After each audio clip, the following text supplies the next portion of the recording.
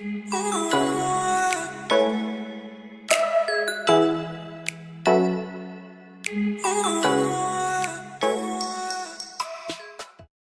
warahmatullahi wabarakatuh. Perkenalkan, nama saya Yuni Lestari, NIM 1810201066 dari kelas PGMI 2 2018. Video ini saya buat untuk memenuhi tugas UTS PKNMI saya, dosen pengampu Bapak Joko Rohadi Wibowo MPDI.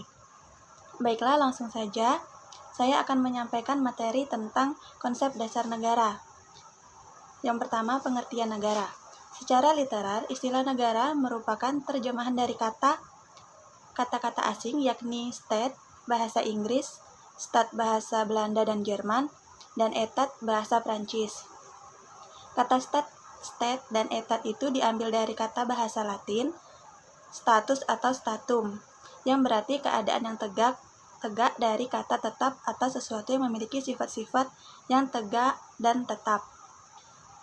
Secara terminologi, negara diartikan dengan organisasi tertinggi di antara satu kelompok masyarakat yang mempunyai cita-cita untuk bersatu, hidup di dalam daerah tertentu, dan mempunyai pemerintahan yang berdaulat.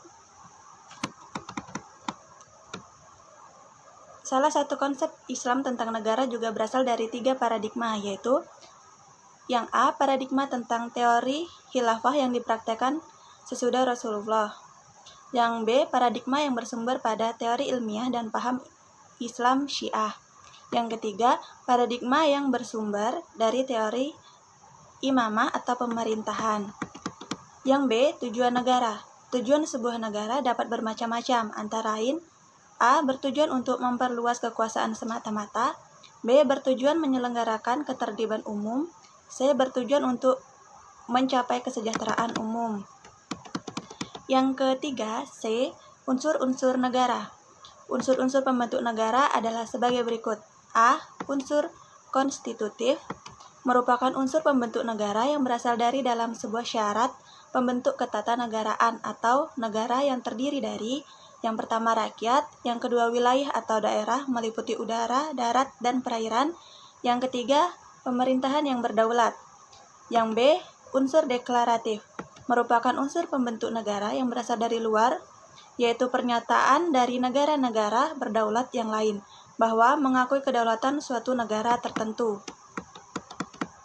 Yang selanjutnya yaitu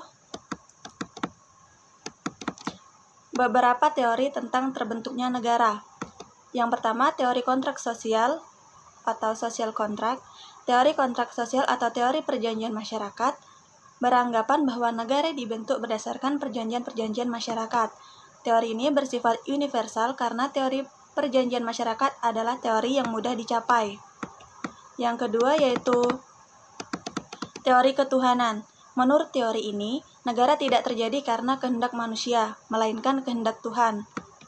Raja atau penguasa yang pemerintah merupakan wakil Tuhan atau dewa. Menentang kekuasaan raja atau penguasa berarti menentang kekuasaan Tuhan atau dewa. Yang ketiga yaitu teori kekuatan. Teori kekuatan secara sederhana dapat diartikan bahwa negara yang pertama adalah hasil dominasi atau kelompok yang kuat terhadap kelompok yang lemah. Yang keempat, teori organis. Negara dianggap atau disamakan dengan makhluk hidup, manusia atau binatang.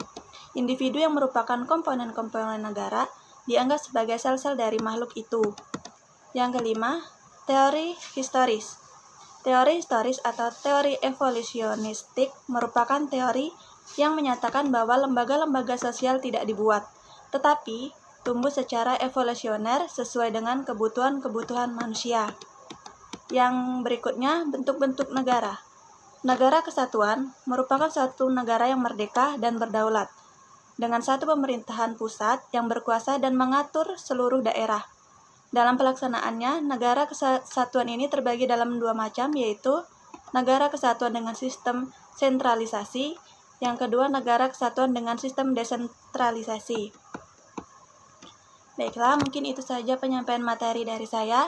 Lebih dan kurang saya mohon maaf. Kepada Allah Yang Maha Pengampun, saya akhiri. Wassalamualaikum warahmatullahi wabarakatuh.